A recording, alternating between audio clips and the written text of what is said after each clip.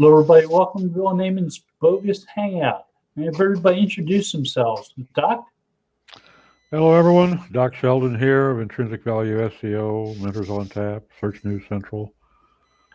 Terry? Terry Van Horn. Just don't call me late for dinner. Zara? I'm Zara Altair, and I write. I am not a technical SEO.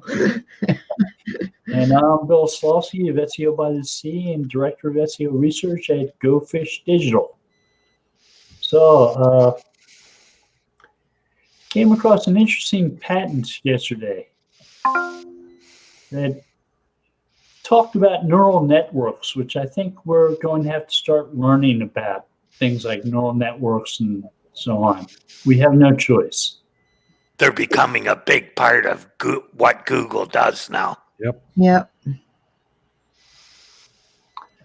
So the idea is that they can classify websites on basis of things like whether or not they're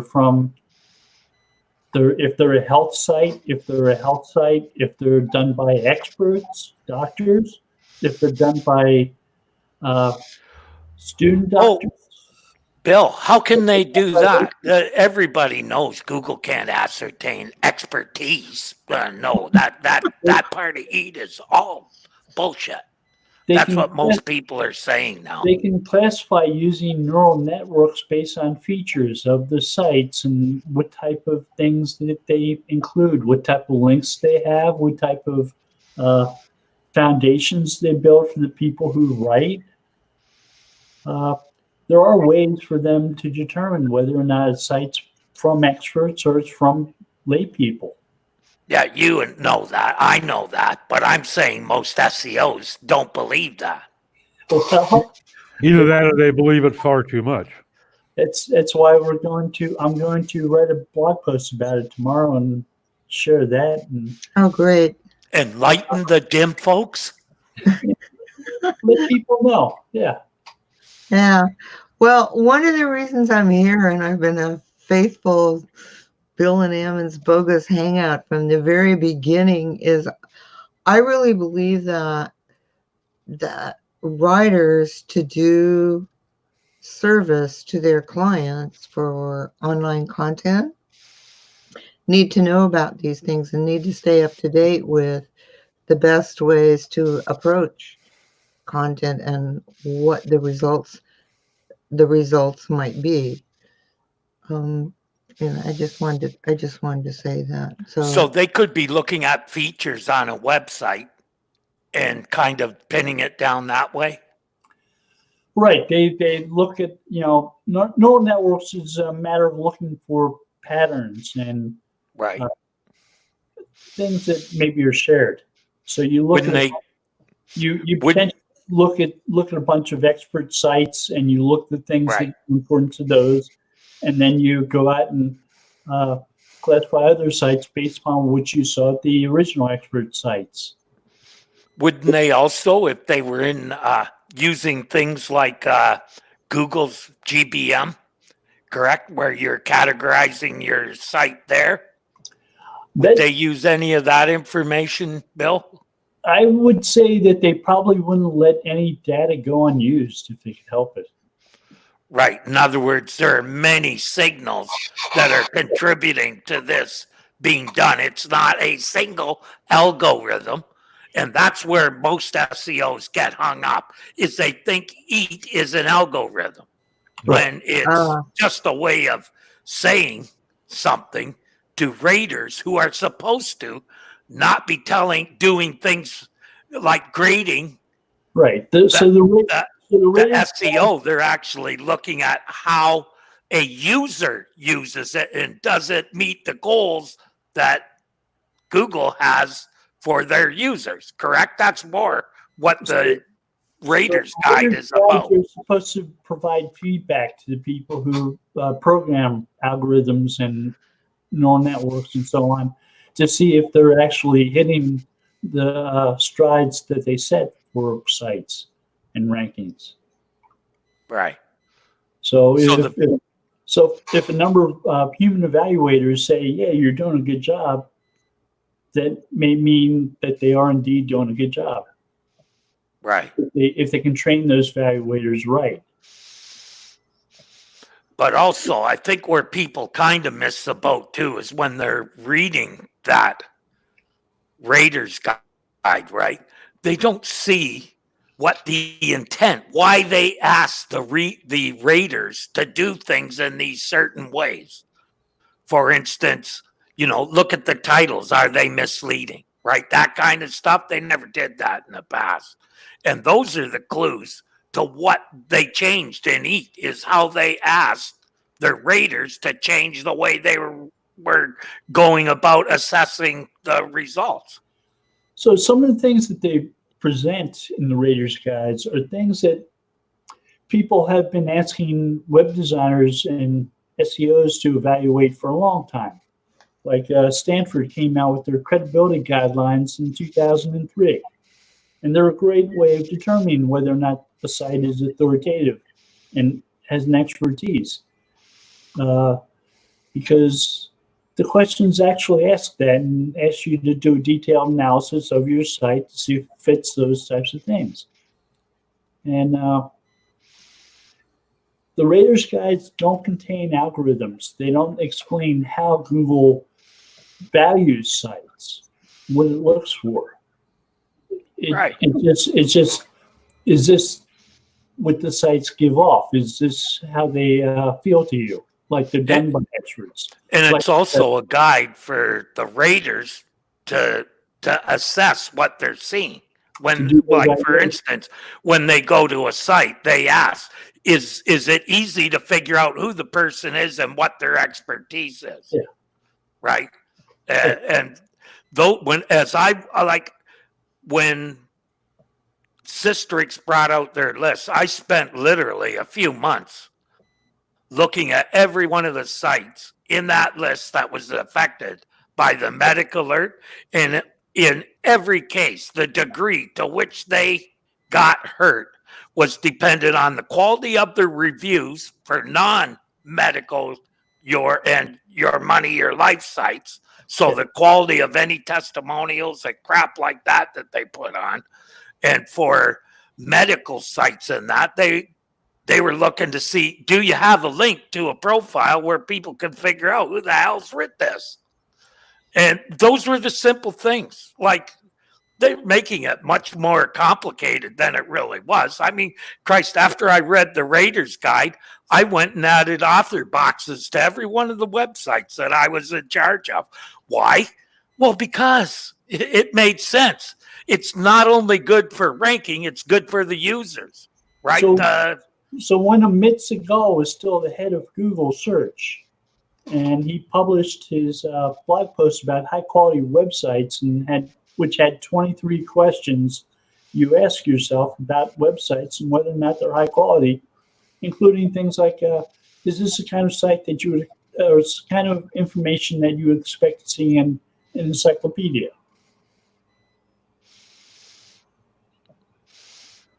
Yeah, they're good questions. Would you trust this website with your credit card information? Right. There's no algorithm that determines that, but it is the type of thing that determines whether or not a site is trustworthy or not, whether or not it's high quality. It's not an algorithm, it's a bunch of signals that together make up an algorithm for EAT. Yeah, and calling them signals is probably a good idea. Yeah. A question came up in my mind on this. If I was to put up a blog or even if it was a business website, and on my author, in my about page and on my author profile, I represent myself as a PhD in neuromedicine. Okay. Even though I never finished high school, I call myself a doctor of neuromedicine. Okay. So they're going to look for some method of determining whether I really am a doctor of neuromedicine. Now, the average user won't. Some will, but I think the average user visiting a website, if they see this guy as a doctor of neuromedicine, they're going to accept that. Because most people just don't question.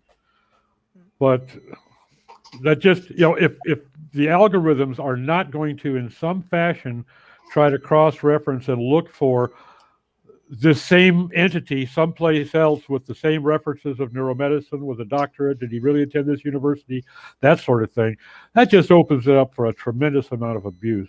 So you know how many websites there are? There are over a trillion, right? Yeah. And if Google goes through all of them and classifies them so that some websites are health sites created by experts, and then when it goes to crawl and index, it only crawls and indexes the sites that are health sites by experts. They save all kinds of money on crawling and indexing web pages by limiting their crawls to that short range of sites. Sure. So often called the bullshit out there.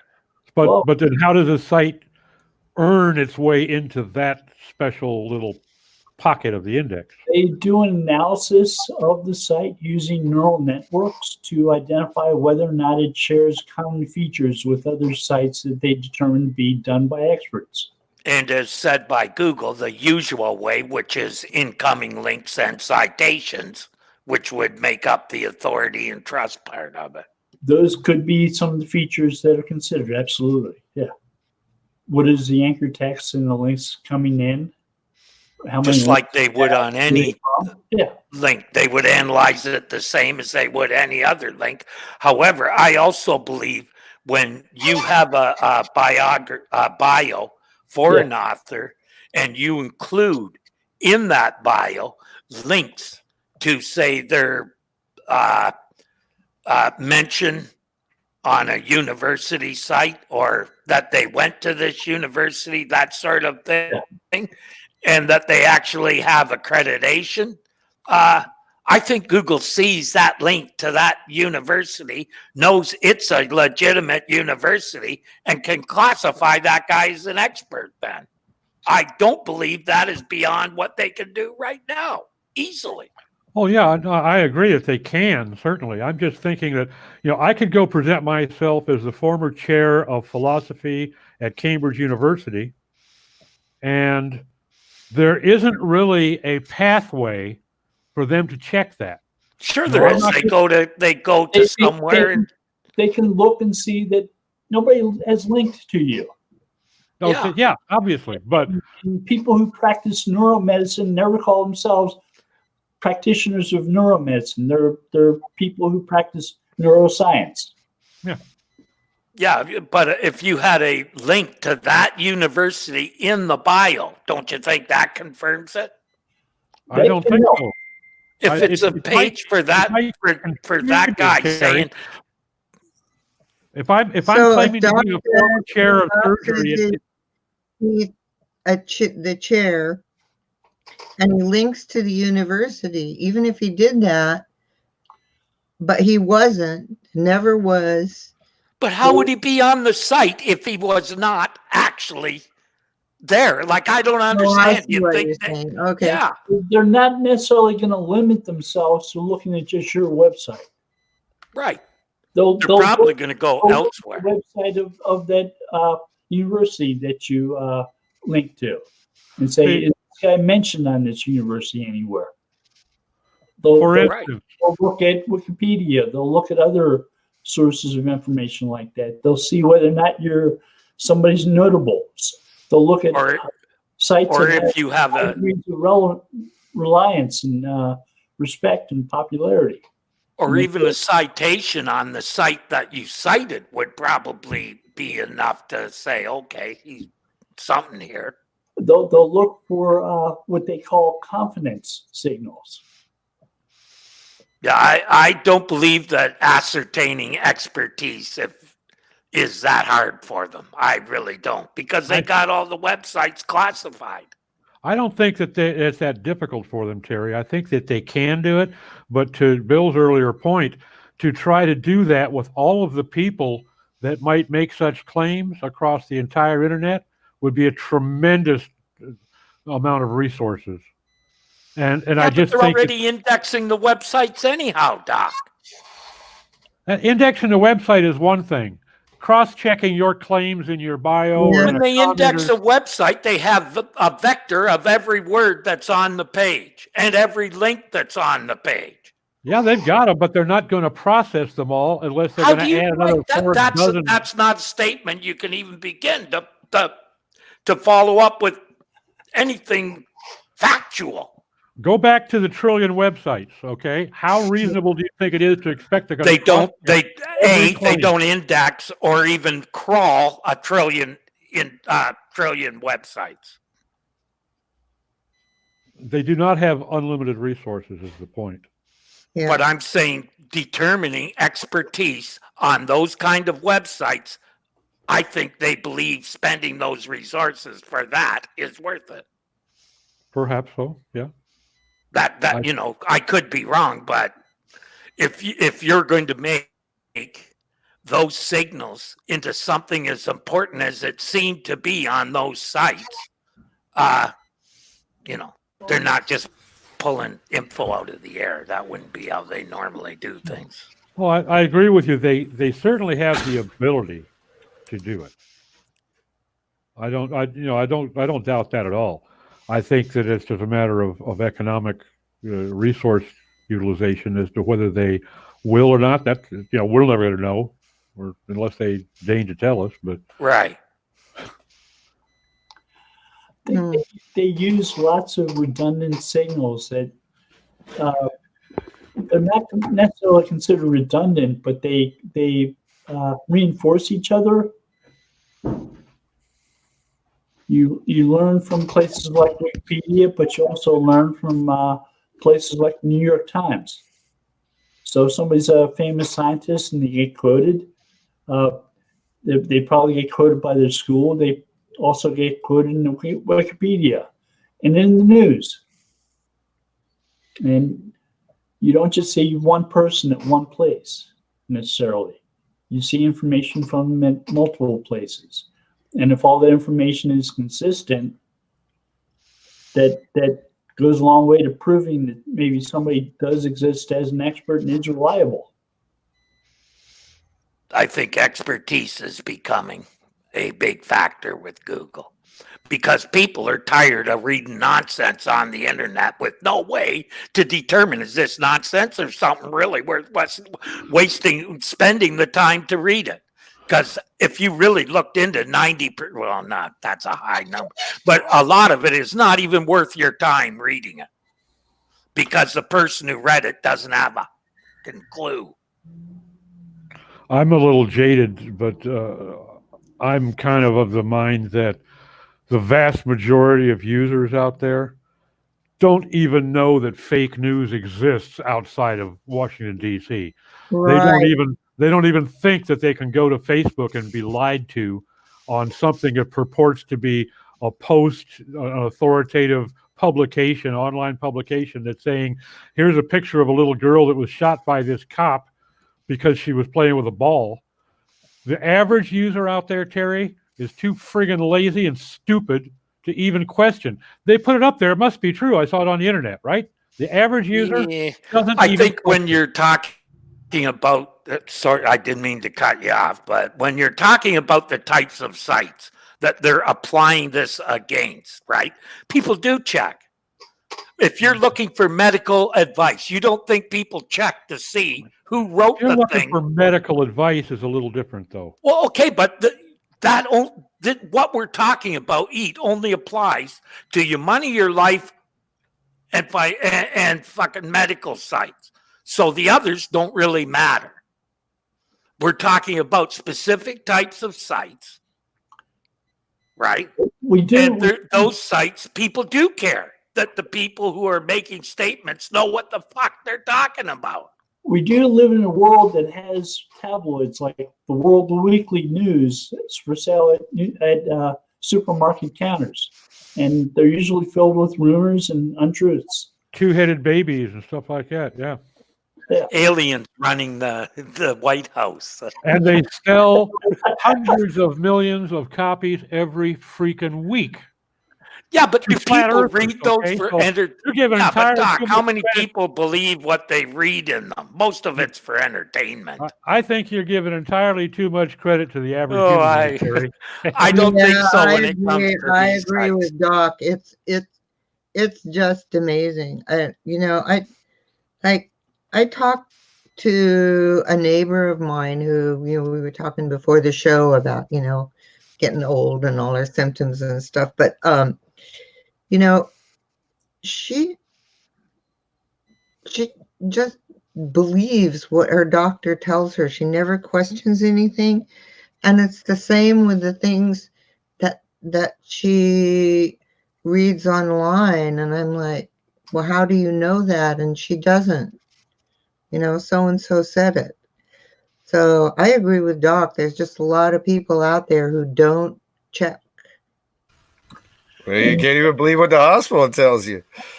Tell you went for that surgery. No, I'm not kidding. Tell you went for that surgery last couple weeks back, and they gave her this handout on what to do after your surgery and all this stuff about the procedure she had and everything else. We get back home with this paperwork, and we're looking at it going, something's not right here. Calls the doctor. Turns out they gave her the wrong shit. It wasn't even the procedure she had done, man. Yeah, That was from the hospital, like in the recovery room. You can't even trust what they're giving you from there. I know. You know what? I just had surgery, and they ask you your name and your birth date. Like, everybody who talks to you checks the name and the birth date, and then they ask you what surgery you're having. And the first time they ask you, it's like, God, don't you guys know what you're going to be doing? Yeah, if you don't know, I realize what they're doing. And then, because it was eye surgery, somebody came in, put a big mark on my forehead, do this eye, and then somebody else came and put another mark over here in yellow, which was the same thing. It's this eye. So I had two marks. So the first time that a hospital amputates the wrong leg for a cracked rib, it starts making them get a little bit gun shy about in operating room errors. I've worked in ORs, and I tell you what, it is chaos. When you're trying to clear the salon for the next operation, they're trying to come in and get it sterilized. They're coming in there and getting the next patient staged outside. It is pure chaos. It's like a Chinese fire drill, and mistakes get made. And it's amazing that more mistakes don't get made. So I can understand them taking a Sharpie and marking the eye. Yeah, that's exactly what they did. This big black spot on my forehead. I couldn't wash it off, because it's Sharpie. I just think, Terry, that I think we have a somewhat of a different perspective because we spend so much time online and we're so critical and we see the crap. But I think that you're giving too much credit to the average user. The average user, basically, they know how to turn the computer on and off and maybe find Chrome. Okay, and that's about it. Then why does Google bother with that? Why did they bother to add it? Because they're trying to analyze how well their algorithms are performing what they want them to do. But the raters were told if there was no author or author box links to rate that lower. Yeah. That were their instructions. So why did they tell them to rate it lower on those things if they don't expect it? Or if they don't think that's a higher quality page that does that? But but they don't do that with every website. They're doing that to determine how well the algos are performing the design duty. And then why even include if that? The algorithm is calling, if they don't care. This site, if the algorithm I is don't choosing want to this argue site, about this anymore. It's hang on. If the algorithm is saying this is the best site for this query, and the rater goes in there and sees, well, what the hell do you base that on, algo? It has no author box, it has no credential, it has no apparent authority or expertise. The designers, the engineers that wrote that algo would kind of like to know that. Their algo is crossing the line. That's what it's there for. It has, I understand what you're saying. I just think that most users, the majority of users, they don't care online about the users do in not that look case. at that kind of detail. If they saw it on the internet, it must be true. And that's Okay, they must also think then that there are people that want that there, and that's why they want their raters to make sure that those are included. I think that the only reason that they're concerned about people that want that there is because if their use numbers are not up, their ad sales will go down. If they don't have enough searches per minute, their ad sales will fall off. Mm. And on top of that, if they get the right searches to the right websites, the site owner may start buying ads too, because he's seeing results. Google pays off for him. So, that is their end game. It's always to sell ads to whoever, whether it be to the manufacturer, to the site owner, they want to sell friggin' ads. So if you do searches on Google and you come up with misinformation and it costs you, you stop using Google as much. You start going to Bing. Yep. Exactly. Or they've rated a place high and the information can't be verified. What's the point? That's why those questions are in fact, there. they've already been sued a couple of times, or at least attempted lawsuits against them for having provided web results that turned out to be, I don't remember if they were false or simply misguiding, but they were shown as the number 1 or 2 result, and it was a total crap result. And somebody took it for gospel, got screwed, and tried to sue Google for it. And you're only going to see more of that. I don't know that they'll ever be successful, but people think that it's on my monitor. It must be true. Who would lie about something like that? Who would present themselves as a doctor if they're not a doctor? Yeah. Well, have you talked to any Nigerian princes lately, idiot? Anybody would, that anybody with no scruples would, if they thought they could make money off of it. So Google, obviously, they have to be aware of that, and they have to try to counter that. I'm just concerned that I can imagine some folks out there thinking that I can put one over on Google here. I'll just write myself up to be a doctor, a neurosurgeon, or a professor, former professor at such and such university on such and such topic to bolster my credibility. There's people doing that now on the internet for pills. Oh, sure.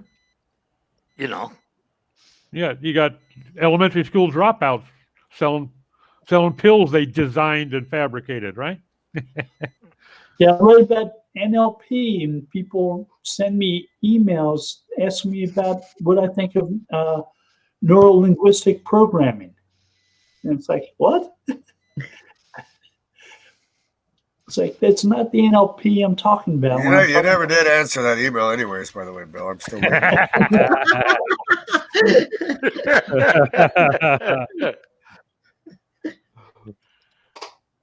Well played, Dave. You mean natural language processing, right? Right. Yeah. But those are 3 neat words that an SEO would put together to describe something, because, it doesn't really have to make sense. I can name tons of things like inbound marketing. Rankbird. LSI. Yeah, Rankbird. That's a good one. My new thing. Oh, Rankbird. That's I'm new selling one. that. That's my new one. Yeah. I'm selling, buddy. I created a sales page for that fucker. Optimizing for Rankbird. It rings better. It sounds a lot better than Burt Brain, yeah. Burt Brain, I like that even better. Burt Brain, yeah, that's not bad either. It's so close to Bird Brain, it's almost there. You gotta enunciate.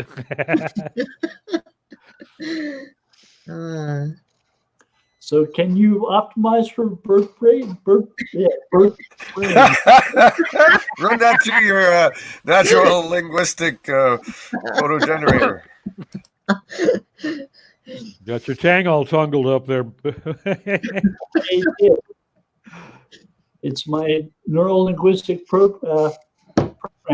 Malfunctioning. Yeah. Morning to Will Robinson. Uh-huh.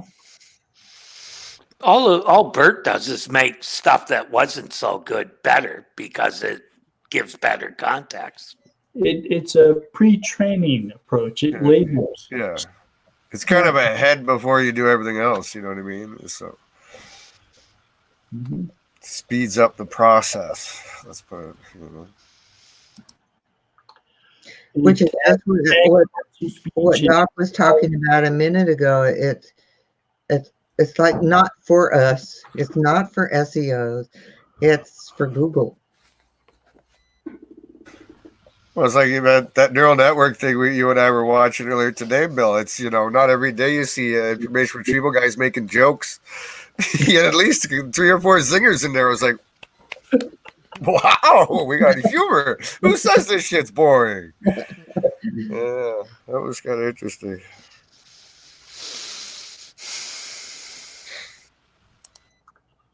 Yeah, Jeffrey Hinton hasn't sat down for 12 years.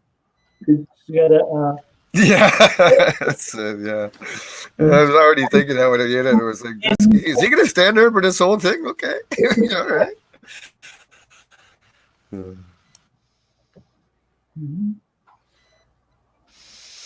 But yeah, I'd run into him before. I don't remember where it was. Something I don't know. See, he's not on the Google Brain project, is he? I don't think so. I know I've seen his name around. Some of his students were.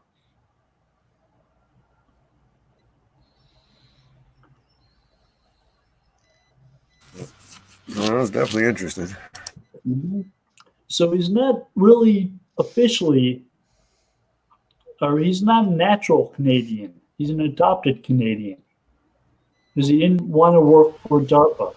Well, yeah, I figured that by the accent. That's why I went over to the wiki page. I was like, wait a minute, I thought he was Canadian, and then I went to the wiki page. I was like, oh, okay, made more sense. Because that pretty sure we don't have any accents like that up here. Nope.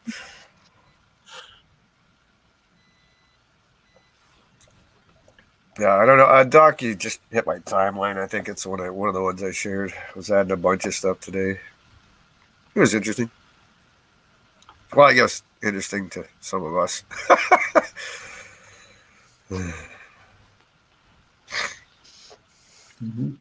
So what else is going on? I don't know. Just before I got here, there was something. Oh, here we go.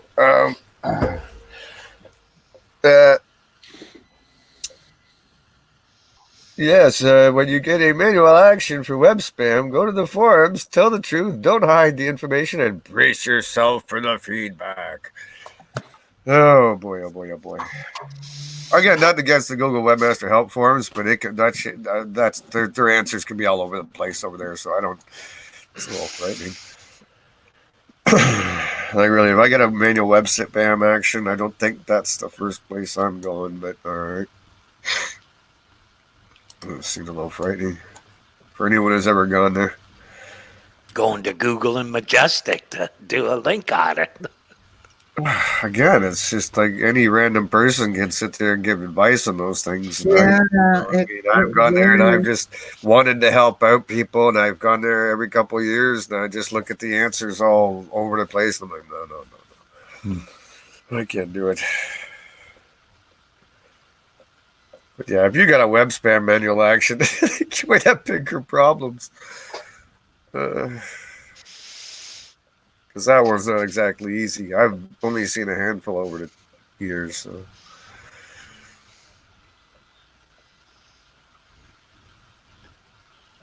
Right into it. They were really problematic. Yeah, well, you got to be doing pretty bad to get the pure web spam manual action. I have not seen many of those. I would rather get that than a penguin. At least you can recover from that. Yeah. Yep. Anybody who tells me they recovered from penguin, they're a liar. Yeah, still, I mean, like there was, and last week it seems like there was some. I don't know if they do data pushes over there, but it was interesting that exactly around the same time that Alan ran into one in a search console, and as did I. It was 3 a.m. Saturday morning Eastern, and they were outbound links, manual actions. Oh yeah, saw that. Yeah, I got a hold of Alan, and I was talking to him, and I was day. like, "Did you?" Yeah, Alan ran into a couple. I ran into one Saturday morning. So I don't know if they do data pushes anymore, but it sure seemed coincidental. Those started rolling out. Fortunately, it wasn't on my watch, so it was just, as usual, someone that leaves you in their search console after you don't work with them anymore. Yeah, I haven't seen an outbound link one in a while, so that was interesting. I think the last one I remember is when that blog network, that Doc was.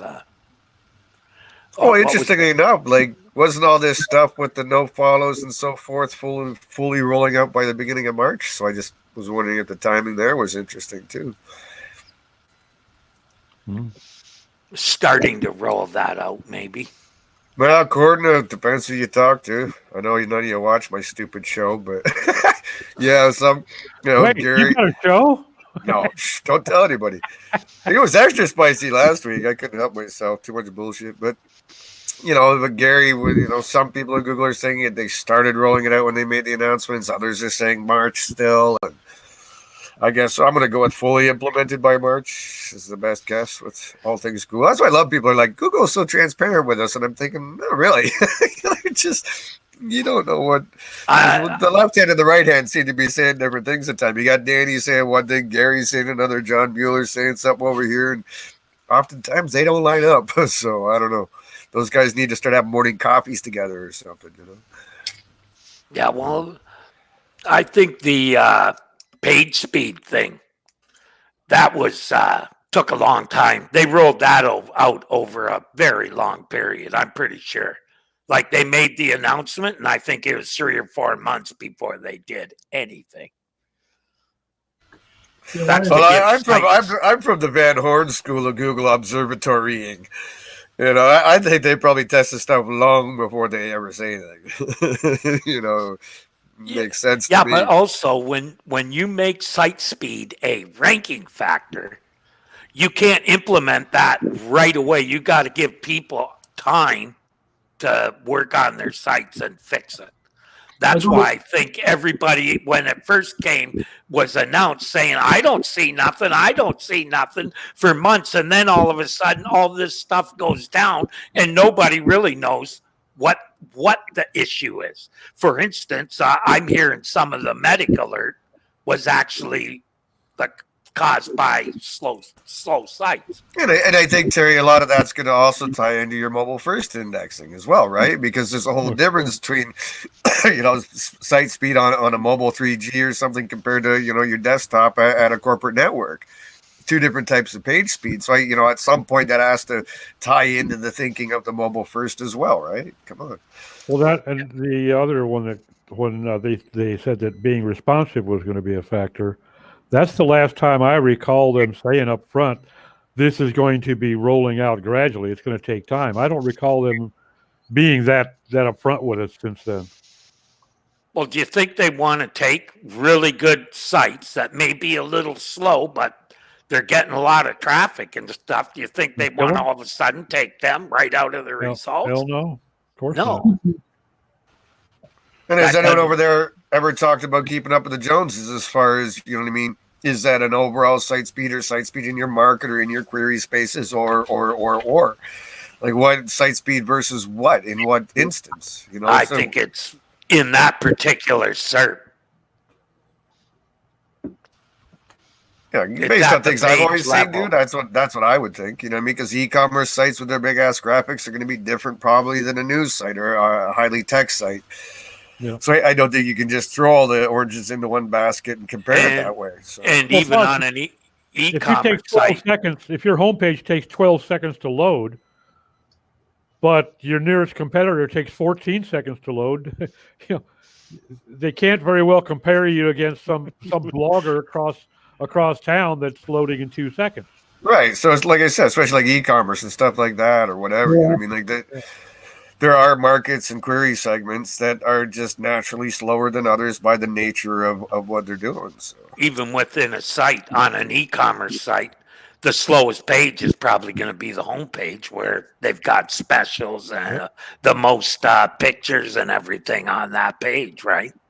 If you've got a site that's taking 12 seconds to load and you're ranked number 1 and people click on you and nothing happens, so they go down to the next result and click on that instead and abandon you, you're sort of doing it to yourself.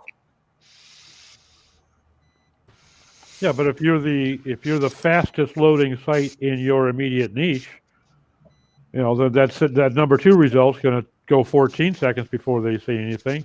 They're going to go to number 3 and wait 17 seconds. I mean, where does Google draw its line? I think that the idea of them looking at a particular niche, to me, makes sense. Well, obviously it's Amazon because they're helping them out, right, Terry?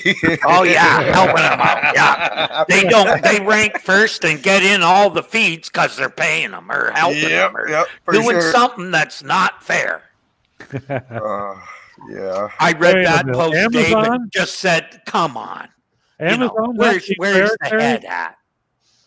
It's not like Amazon is stealing products and sending off to China to build counterfeit copies of their clients' products. No. Like I said, that's like saying that Google helps every site that's number 1 because that's what it's really about. Or do they not realize that you can optimize a feed for the product feed, and doesn't take a rocket scientist to figure out it about 15 minutes if you know what you're doing.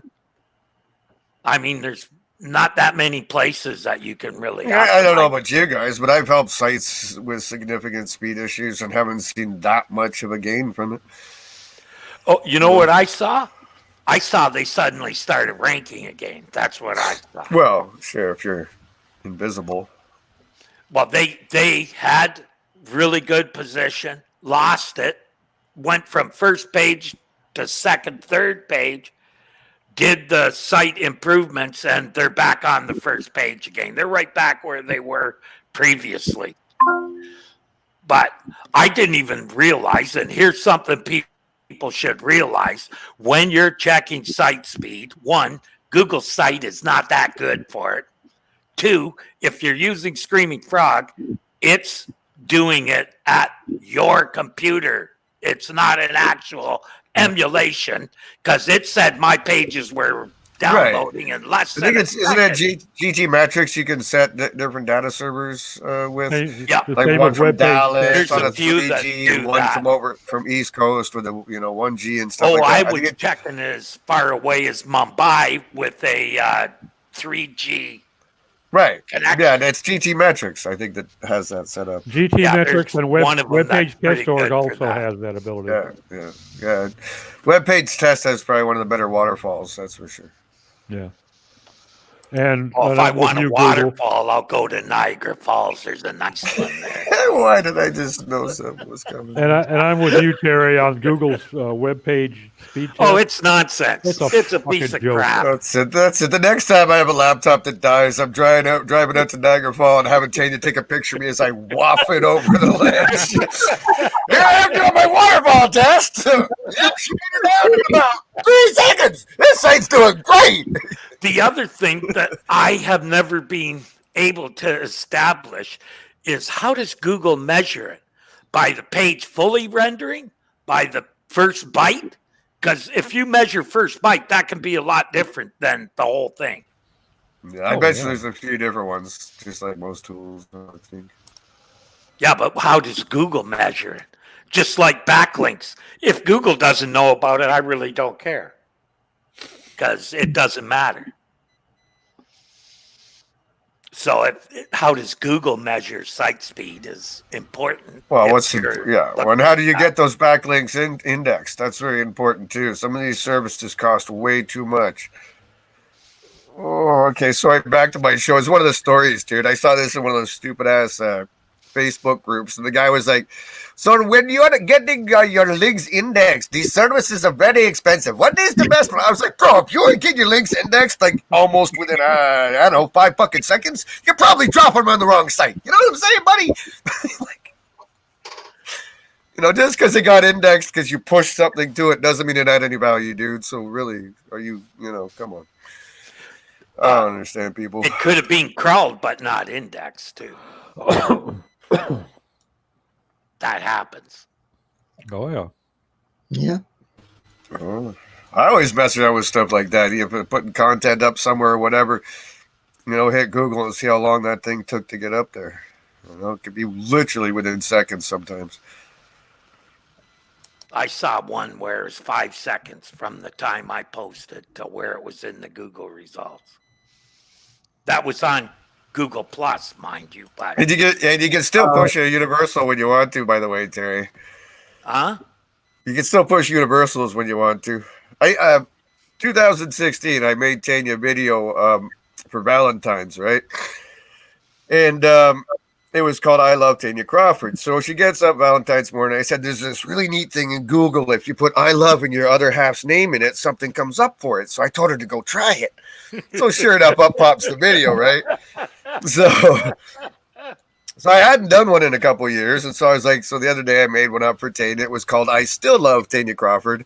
And sure enough, it was a video. So as soon as you put it in, boom, it shows the video universal with both the videos in there. And that would take milliseconds to get up. So, but yeah, again, like it creates a universal when there is none. If that's the only answer, it's in video form or one of the answers it considers best, it still creates a universal for it. So it's still a thing, but yeah. But yeah, for everyone out there, that's completely true. Just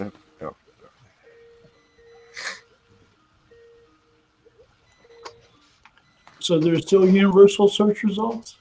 Apparently. You I just still gotta see feed it. video and images and news and shopping. They're still in there, so there's still universal search. So they haven't been all replaced by knowledge type stuff. Right. Knowledge type. Now it's down half a page.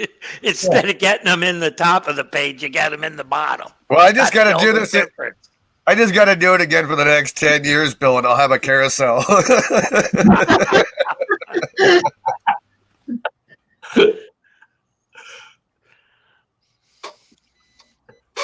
I could believe that. Carousels, I think I've seen more carousels. Yeah, I think, over the last few years, they do seem to pop. And again, it depends if you're on mobile or desktop, but Yeah, definitely. more so on mobile, because I think carousels are more user-friendly on a phone than regular results are.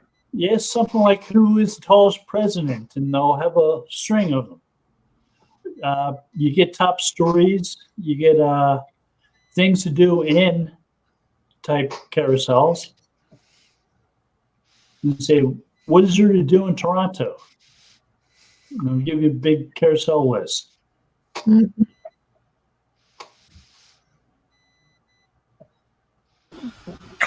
Just don't tempt me, man. I'll start creating posts and put them in every place I can and with Terry's address in it until he pops up number one. Things to do in Toronto. Go to Terry's place. People start showing up and knocking at his door. What the fuck is this? Hey, Terry, how's it going, bud? Hey, Jerry. I should go by. See you. Earliest human being ever found encased in ice. Put Terry's address in there. The Van Horn Museum of Antiquities in Toronto. Create a GMB for it, everything. All right, I got a plan now. I have a purpose in life. You can crowdsource that puppy, Jim.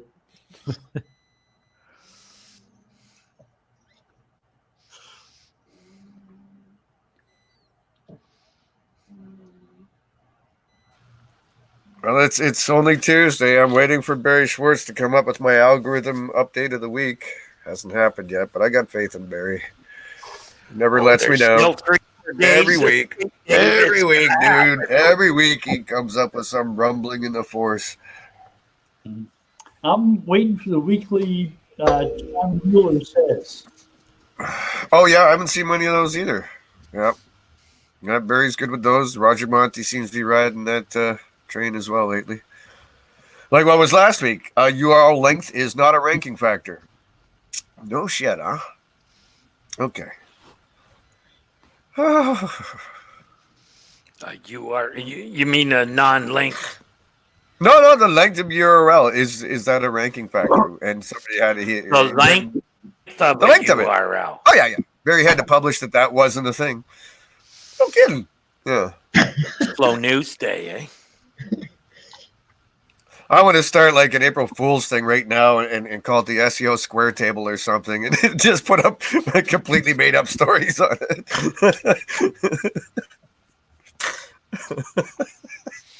Barry Schwartzer will be my name. And yeah. People do need to know that you don't need to post more than 2,000 words in a blog post to have it ranked number one. Oh, yeah, that was the other one last week, actually. Yeah, I covered that in my Not So News show. Yeah, I covered that one as well. Very important. What, that you have at least 2,000 words? Well, it's like the old Moz thinking back in the day with the LDA tool or whatever. It's I think the question was something along the lines of if the top results in my search query space have 2,000 words, do I need 2,000 words as well?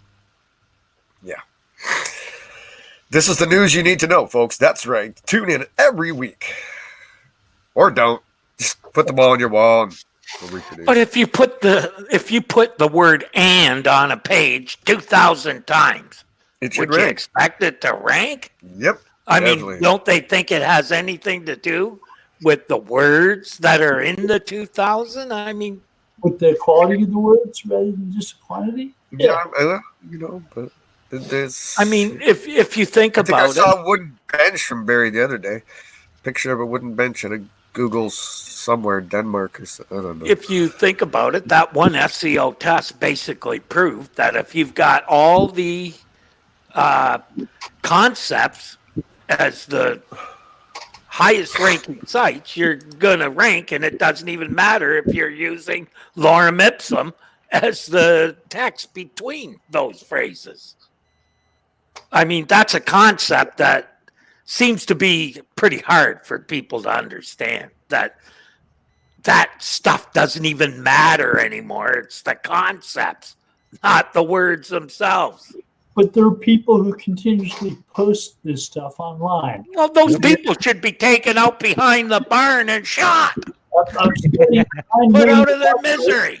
Oh, no. I totally jumped the shark this week in my show, Terry, and I put up an actual screenshot of a McDonald's application. I was like, well, there's always this, you can always just go do that, bro. It's an option. I'm sure they're hiring. Can I supersize that for you? Do you know how to say that? That's your new. Would you like fries with that, sir? Yeah. Would you like fries with that? Those are your new keywords. They actually asked that. Can I supersize that for you? Really? Hey, excuse me, John Mueller. I'd like to ask a question. I really don't get any of this stuff. So my question is, would you like fries with that, sir? No, but people are having a hard time moving from keyword matching to what we have now, which is key concepts, not just like they had problems going from links to actual words. You know what I mean? Like it's a lot of people are trying to future proof. They're not trying to see ahead and move where it's going instead of just trying to catch up to where it's been. So, well, if you're future proofing, that's what you are doing. Mm-hmm. Looking at what's going to happen, not what's already happened. As I say, I don't care what already happened. I know that. I want to know what's going to happen in the future because I can actually do something about that or use that information. At least Roger Monti took last week's kerfuffle and called it the algorithm update of no name. So I officially said that's it. It's called the no name algorithm of February 2020. At least that's more sensible. Those are called phantoms. No name, just called phantom. Yes, but we make constant updates to our algorithms every day of the week. So how about we just divide them into 365 and call it this is the 123 update. But again, one thing I was even talking about in the show, Terry, which is It doesn't really matter if some temperature thingy with little graphs and everyone has Moz and search metrics and all these people and Barry reporting on it and whoever. Does any of that really matter if you have no clue as to what happened? Does it matter? Like, why talk about it? Yeah, exactly. There's nothing there to talk about unless you have some sense of what actually happened. No one tests.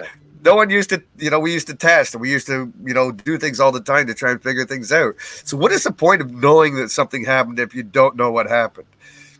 It's like I feel it's like SEOs are like blind people getting weather reports. It snowed today. Oh, I turned to my window. I don't know, did it? I don't know. Like, it could have rained. I wouldn't, what is the point? Like, you can talk about it all you want, but if you don't have a clue what the hell happened or what's going on, what are you even talking about? I don't get it. So, I don't know. It's just me. It's just idiotic. You should be looking in your Google Analytics website rather than Mozcast. No, exactly. Something either happened or it didn't.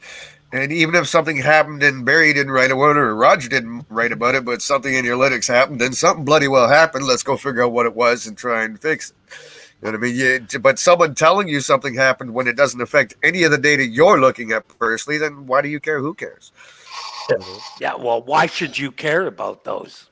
Anyway, if you care about them, it means you have a bigger problem than the updates. It means you're doing stuff that isn't sustainable. So why are you doing it? Which is kind of telling because a lot of times when Barry reports his update things, he references Black Hat World and stuff. It's like, well, okay, sure, they're going to notice something, but how's that relevant to what I'm doing? I don't know. Somebody's PBN got hit. Oh, no. Good. Oh, no, what will I do now? Oh, wait a minute, I don't use those. So, no news. Oh, PBN still work. I saw one just ranking just the other day. Sure. Month later, well, it's gone now, but and everyone's penalized, but it worked. Well, we used to deal turn and burn. We used to deal with what you could call a PBN, dude. Remember, like the hot tubs. Well, they're not PBNs, but when the mother corporation has 200 websites or 300 websites worldwide for all their different affiliates, you're damn right that's a network you can start playing with, but it's not technically a network. It's just it's your satellite sites. They're actually legitimate locations. Right, for sure. They're all legit locations, but you got 300 sites to move some things around with if you needed to, and why people think a website that's got, thousands of crappy articles that they're there because they're crappy. Why Google would care about something like that? Why would they even care?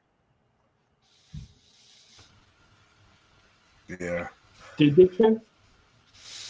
And that's the other thing. When people say a PBN works, how do you know it works? Well, and how do you know that that's going to work long term? So again, not just long term, but how can you even know if it works? You can't. But you also can't predict the longevity of it. Are from that PBN. I think the unfortunate part is when people take Black Hat stuff and try to apply it to legit clients, and that's just stupidity because the churn and burn guys, as soon as it gets busted, they just go start over again. They don't care. But if you're talking about a legit company with hundreds of employees and stuff you're messing with, that's totally different, man. You don't know if Google's ever going to catch on to those because over the years, that used to be so much fun in 2007, but then, it all got burnt to the ground by 2012. So, yeah. Most of the people who are working on the premise that it's working are taking the word of the people who are selling them the service. Right.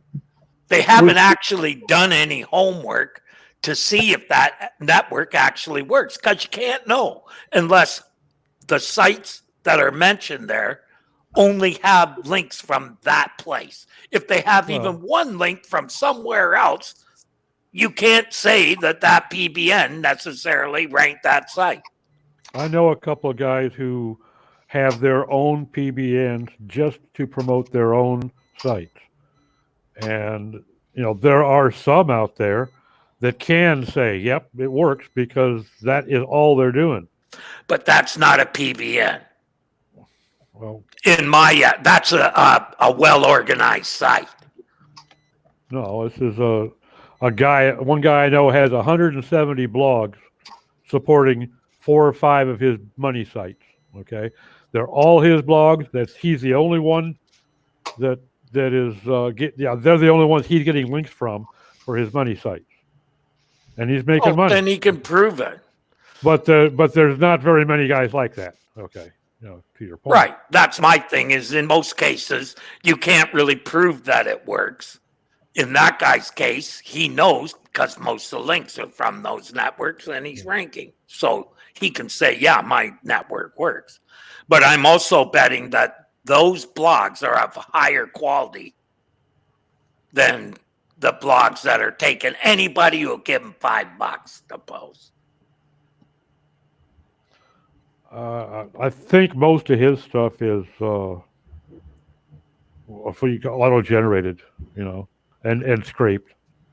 Okay. Aggregated shit. Expired? Huh? Are the sites that expired that he bought? No, he built them all, but he's scraping and aggregating, and he's not. They're crap posts. So if you're scraping the top sites and you replace the right words, right? It's not duplicate content, and it's going to rank because it's got the right concepts in it. Yeah. That stuff's easy spin. Or rewrite. The couple of his sites that I looked at, you could definitely tell it's spun content. I mean, it's just jump okay, sites. well. But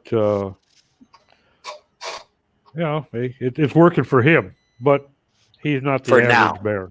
Yeah, for now.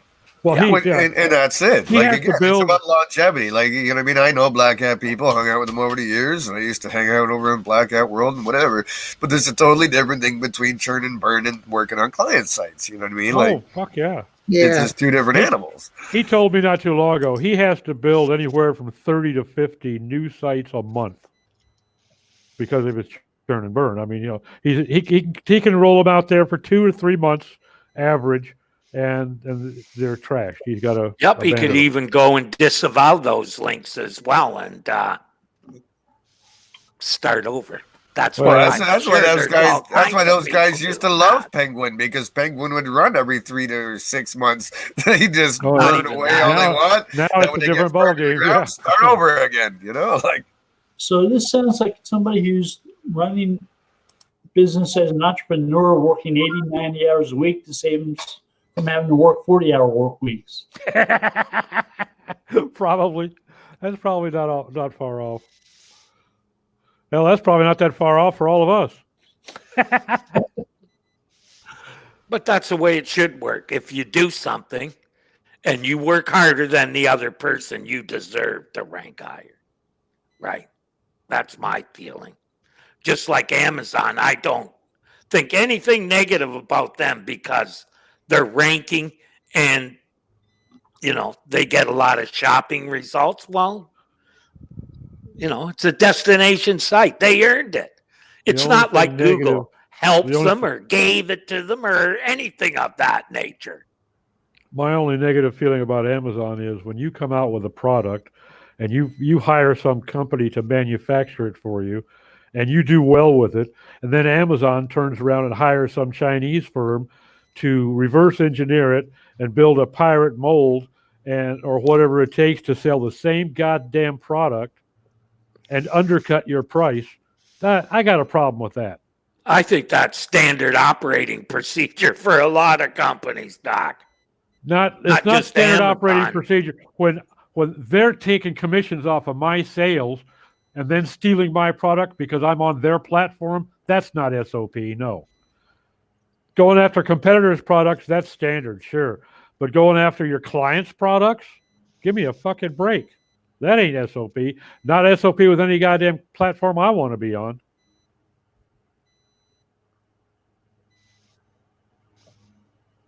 I wasn't aware that they did that. I only cared about that article. That's happening a lot. I can find you some links and send them over to you. And one of them that was an interesting one I just saw a couple of months ago. The guy apparently they went to the company that was selling him the product in Asia and bought and Amazon and bought it from the same company because he didn't own the molds or anything. He was just, just like Etsy, he was just buying the damn stuff. They went and bought the same product. Don't blame the company for doing that. Blame the guy for not knowing to get exclusive rights to the product. That's like business. That's like saying negative things about a company for running well. That's like saying if you're out deer hunting and you shoot me and I'm wearing a brown coat, it's my fault for not wearing an orange coat, Terry. Well, it is partially your fault because I wouldn't be able to see you without the orange vest. So 50-50 there, pal. I should have told you to put Amazon on the does not get they don't get a fly for being shitheads in my book. Yeah, Maybe the guy was an unwise businessman. He should have protected his interests, sure. But that doesn't mean that when you go and that's like your fucking landlord giving away keys to the local meth dealer so they can go into your apartment when you're not on the premises. There's predators and there's prey.